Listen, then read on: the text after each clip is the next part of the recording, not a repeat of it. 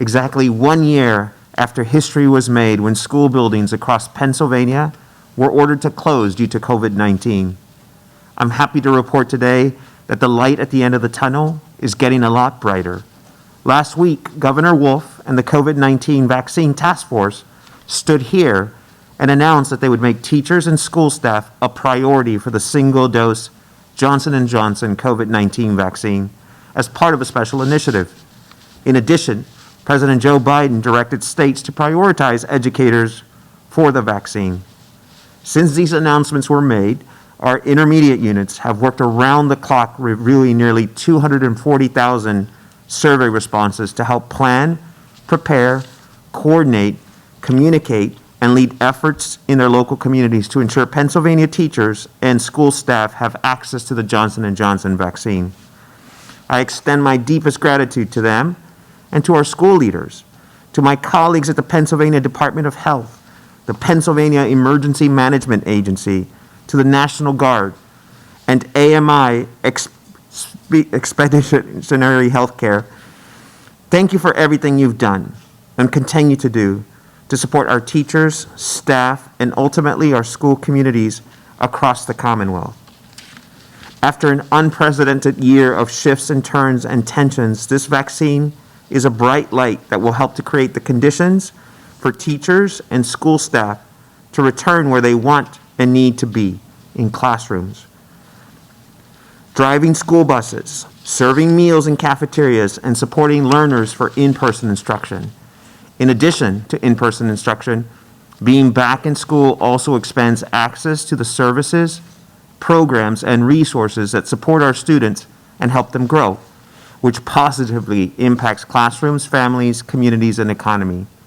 It has been and will continue to be my agency and the Wolf administration's collective priority to support our school communities as they reopen and welcome back students, teachers, and staff.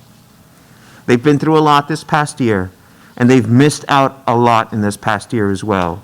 They created history together, but from afar, and shifted educational systems and structures together, again, but from afar. I know they can't wait to be together again. Before I turn the microphone over to Executive Director Padfield, it's important for me to remind you that we're still in the first round of this special initiative, and we have more work to do. We will continue to collaborate with and support our colleagues and partners across the state to see this initiative through to the end. I look forward to the day I get to stand here and say, mission complete. Thank you for the opportunity to speak with you this morning. Executive Director Padfield will now provide you with updates and information on vaccine clinic logistics and operations. Thank you.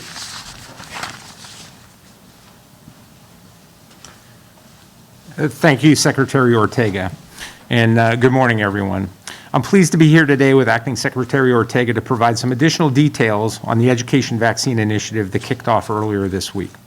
Today, we will have vaccination clinics operating in 20 out of 28 intermediate units across the state. The remaining sites will be standing up over the weekend, all in an effort to vaccinate educators and support staff from kindergarten through the 3rd grade level.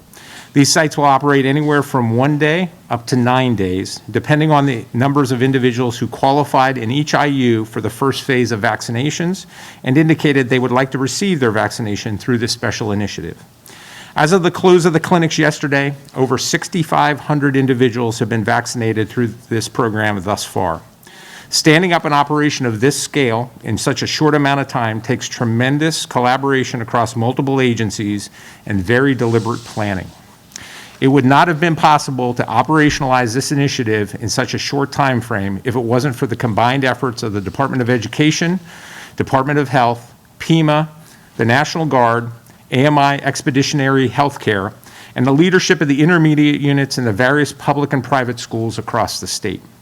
This special initiative involved developing a separate infrastructure anchored around the IUs to support 28 vaccination clinics, some of which are mobile, in about 10 days. This was done deliberately to not impede or impact the ability of those individuals waiting to get vaccinated in Phase 1A through existing providers.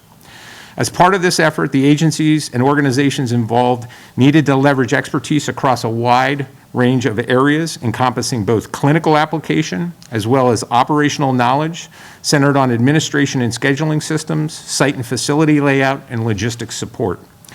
Each clinic is designed around following current clinical guidelines and best practices for administration of the Johnson & Johnson vaccine and are designed for maximum efficiency of operations for safety of those being vaccinated.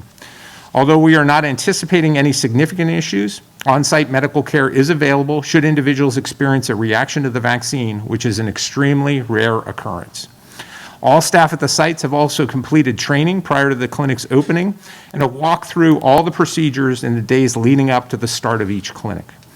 Building an operation of this complexity in such a short period of time requires flexibility and agility, as well as the ability to anticipate challenges and build processes that will accommodate for any unforeseen issues that may occur to still ensure continued success. We look forward to continuing the mission to vaccinate our educators and support staff and are hopeful that we will receive additional allocations of Johnson & Johnson vaccine in the coming weeks to vaccinate all educators and support staff for kindergarten through 12th grade schools that would like to be vaccinated against COVID-19. At this point, I'd like to turn it back over to our moderator to take questions. Thank you very much, and we will begin the Q&A portion of our press conference. Please use the raise your hand tool at the bottom of Zoom, and we will call on you. We will take a second to allow people to raise their hands, and then we will begin.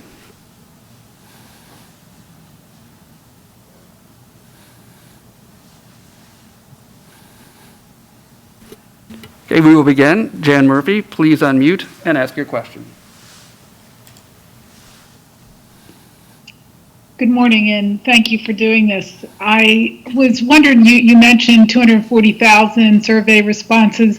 Can you break that down between, K to 12 and childcare facilities?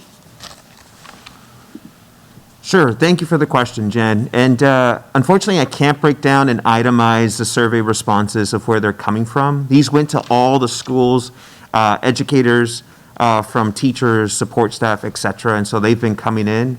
The intermediate units are working to sort of disaggregate that and, of course, segment it into the priorities. Let me just remind everyone that in this first phase of the vaccination for our educators, we did set some guidelines that recommended prioritizing those who are working with vulnerable populations, such as students with special disabilities as well as English learners, but also educators and support staff in the early years as well. So much of the attention with regards to what's being received in order to implement this first phase of the special initiative was to focus on those responses to make sure that we could send out the information to get folks to come in for their vaccine. So you're saying that the 240,000 is strictly from K to 12, the K to 12 population, and none of the child care centers, or? So it's strictly the K to 12 populations. There's additional surveys that have gone on to the early childhood educators as well, and so that we continue to collect those as well.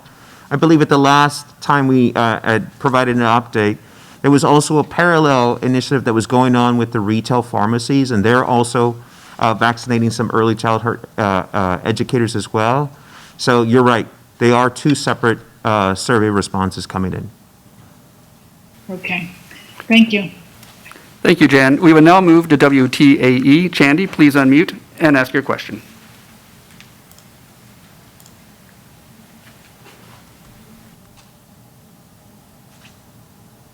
Okay, I have one question. If a certain amount of Johnson & Johnson vaccine has been set aside for educators, and one of the conferences, and I think you mentioned it briefly, Governor Wolf said that the Moderna and the Pfizer vaccine supply would not be affected. He actually said it would increase in supply because of this. How can you be sure that this is happening and enough people in Group 1A are getting that vaccine to move up to the next phase in the state when there are mass clinics being held using the Moderna and Pfizer vaccine just for educators? Sure. So that's a very good question. It's probably better handled by the Department of Health. But we're aware of initiatives by the Federal Retail Pharmacy Partnership Program working with specific providers to be able to provide Pfizer and or Moderna to be able to support this important initiative as well.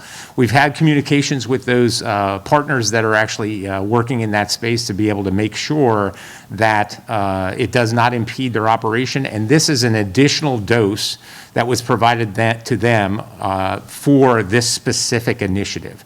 So it did not necessarily impact their base dose that they're getting, but this was a discussion between these providers and the CDC and the federal government on this special initiative. Okay, we will now move to ABC 27. Daniel, please unmute and ask your question. Director Padfield, so can you talk to me about where are we in this process? You know, President Biden said yesterday that all states should be open for everyone to get a vaccine in May.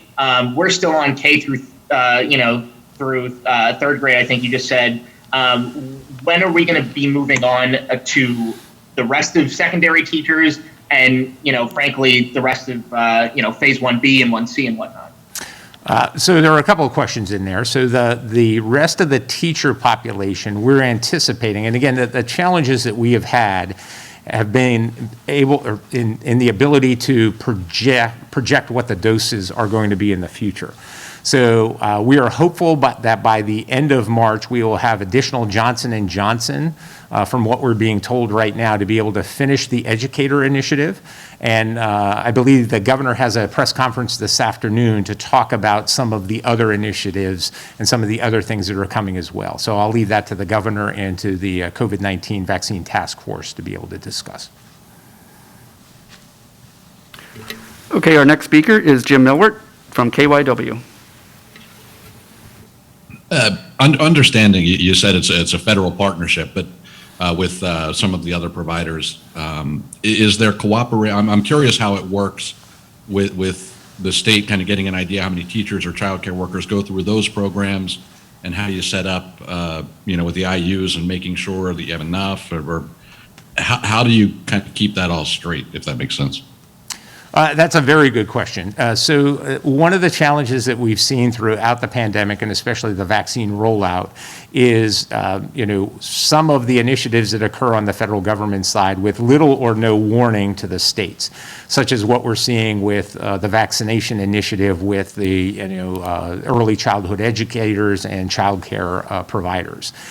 So what we do is, once we find this out, it's more Department of Health working with the existing providers to be able to discuss targeting if they are getting allocations specific to these populations and they are getting direction specific from the federal government, how we're going to coordinate. So I'll give you a case in point. The initiative, I talked to one of the providers in the western side of the state that had additional allocation that was targeted towards the education initiative.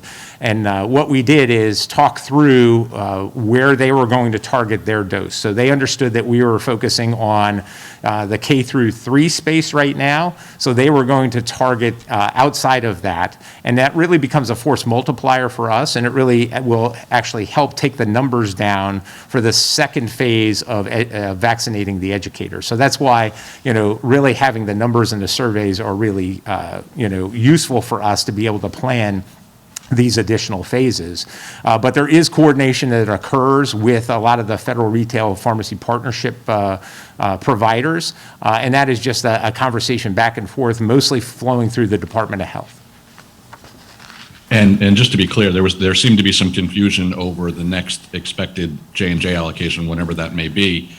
Is that going to be directed all to this program? Is like every dose that we've got this round has been said that it's going to this? Is every dose of the Johnson & Johnson vaccine expected to go to teachers and health childcare providers? So that's another good question. So we constantly refine the numbers. So as Secretary Ortega discussed, the surveys are really key to be able to baseline what we think we know, to be able to direct those allocations. What we think we know right now, and again, this may change with additional information, is that we will not need the entire Johnson & Johnson allotment that we think that we are going to receive to finish the education vaccine initiative. However, that is yet to be determined because, again, these are only projections from the federal government, and we don't know, date certain what those numbers are going to be. Okay, our next question is from Sam Zern, the POS reporter. Sam, please ask your question. Hi there. I do want to go back to the federal guidance around May 1st. Is Pennsylvania prepared to meet that recommendation or that direction in terms of having, vaccination sites identified, expanding people who can administer vaccines? Are we ready for that? Again, a very good question. We have, from our perspective, I can discuss, we have constantly been working with the counties from the emergency management perspective to refine their plans, to be able to review their plans.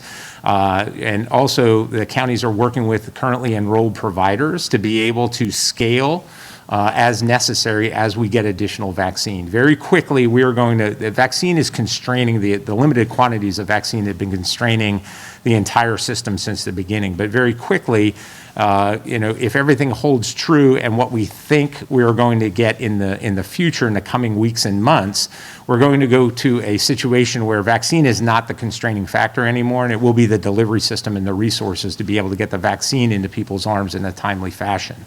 Again, there's going to be more discussion in the later news conference today regarding that.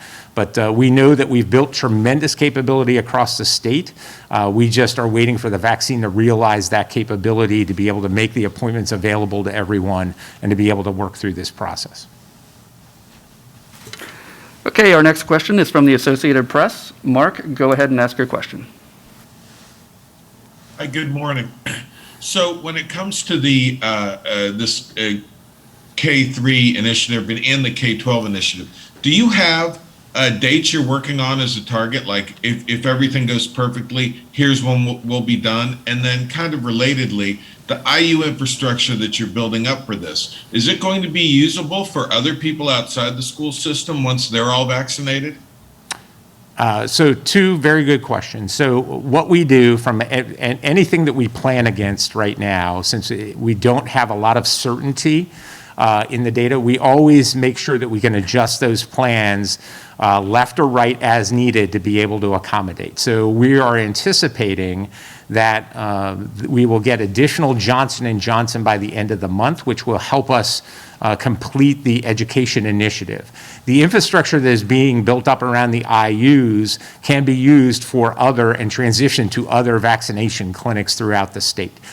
So that's why it's critical that we really take a look at the vaccine that's coming in. We work with the Department of Health, the other state agencies involved in that, and we really look to build the operational plans around what we think we know, with the understanding that we may actually have to change those operational plans or change dates around based on what's going to occur from an allocation perspective and when we think we're going to receive those allocations.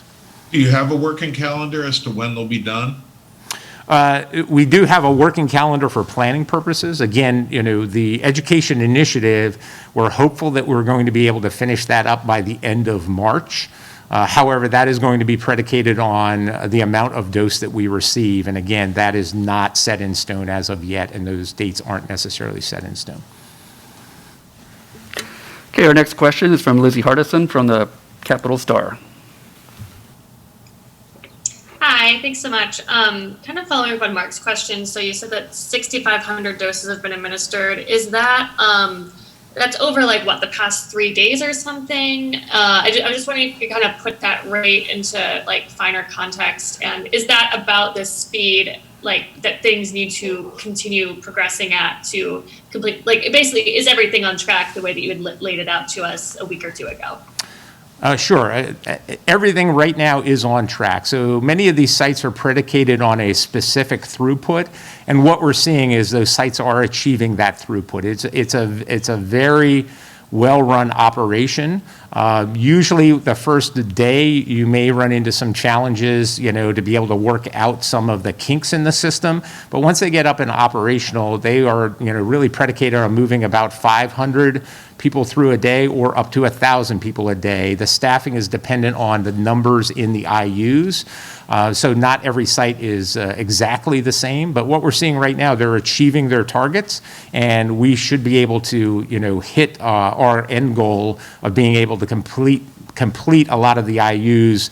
The longest are going to be 9 days. So to put it in context, the first day we started with 2 IUs. Yesterday, we added an additional 8, so we had 10 up and operating yesterday. Today, we will be adding an additional 10 for 20 up and operating, and the remaining 8 will come in over the weekend. So because of the logistical challenges to try to establish 28 sites simultaneously, we phased in their opening so we could have a little more time to plan and walk through some of the other sites. Okay, our next question is from PennWatch, Flora Pastorello. Go ahead and ask your question.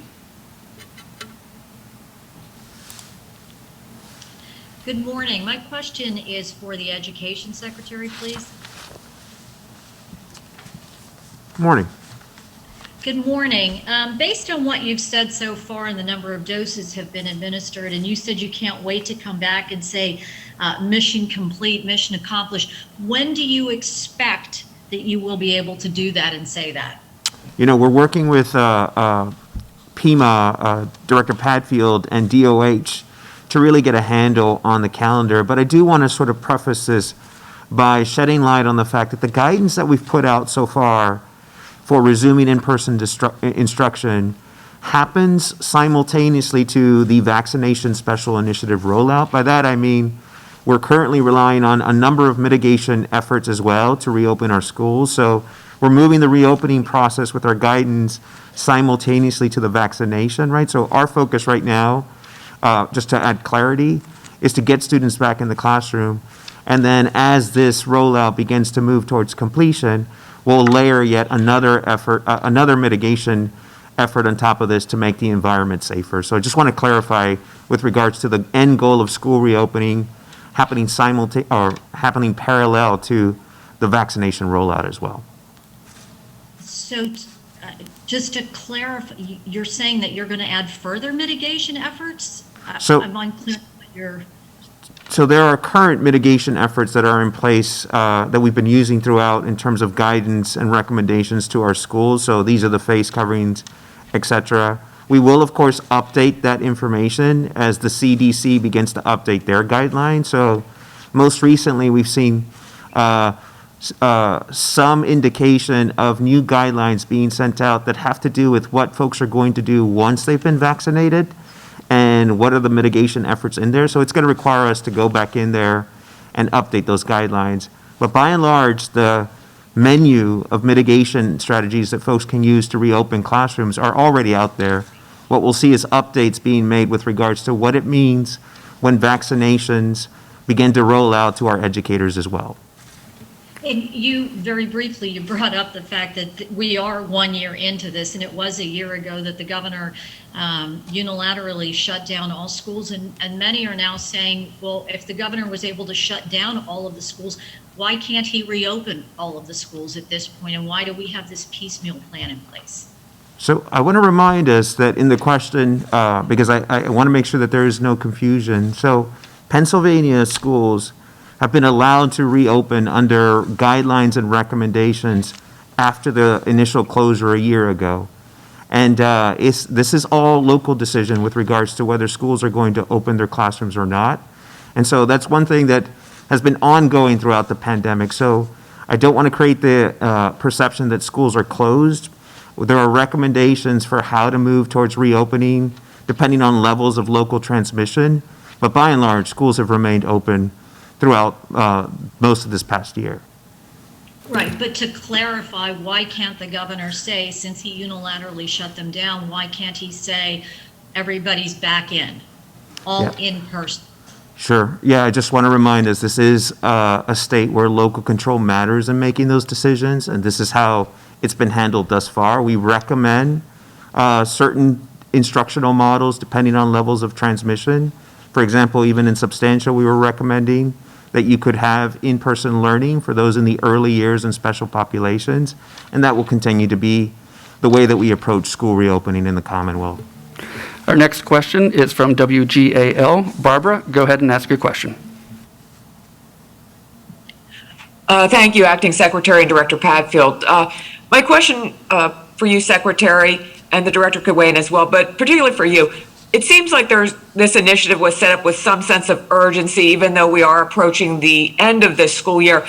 I'd like you to talk about the impact, your concerns about the impact these closures have had on student performance, mental health, teachers, just the long-term consequences that could be faced. Sure, and I just want to thank you for raising the question with regards to the various impacts. You know, one of our concerns throughout the pandemic has been really getting an understanding of the mental health and well-being impacts, not just on our students, but on our teachers, on our faculty, our staff as well. This is weighing heavily on a number of folks, and it's important for us to continue to offer resources in that particular area. With regards to the learning, you know, people are being disproportionately affected by the move from in-person instruction to remote learning, and it's sending back a number of folks as well. And so our hope is that as we begin to move to in-person learning, we begin to put in place what the recovery would look like to make up for some of those learning gaps that have occurred, and then find ways to implement accelerated learning as well. So I just want to emphasize that people have been impacted differently, and by and large, our recommendation has always been that we know that the in-person learning is, by and large, what's going to benefit the majority of the populations, particularly special vulnerable populations and early learners who don't have the ability to sit in front of a screen for long periods of time to process this information. So we continue to sort of embark on putting those conditions in place. Thank you. And our next question will be from David from the Reading Eagle. Yes, hi.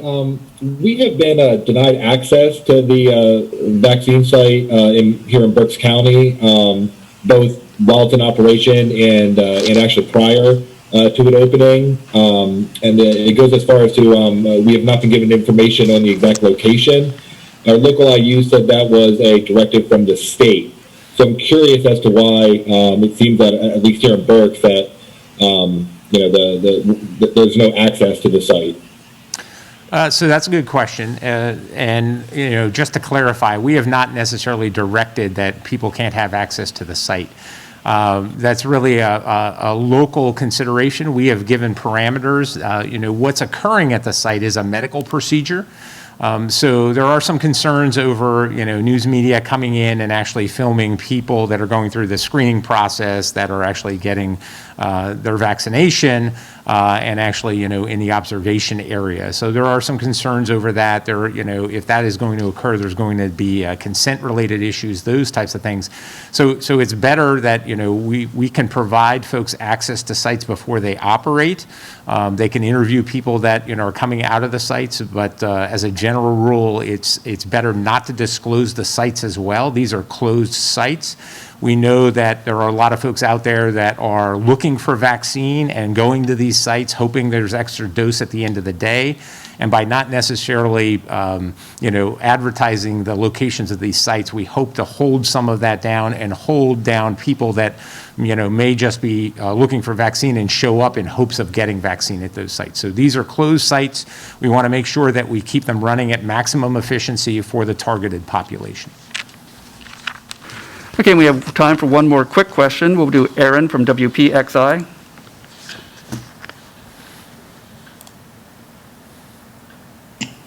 Yes, good morning. Thank you for taking my question. I just had a quick question regarding the 240,000 number that was given regarding K through 12 educators that had responded to the surveys in terms of wanting the vaccine.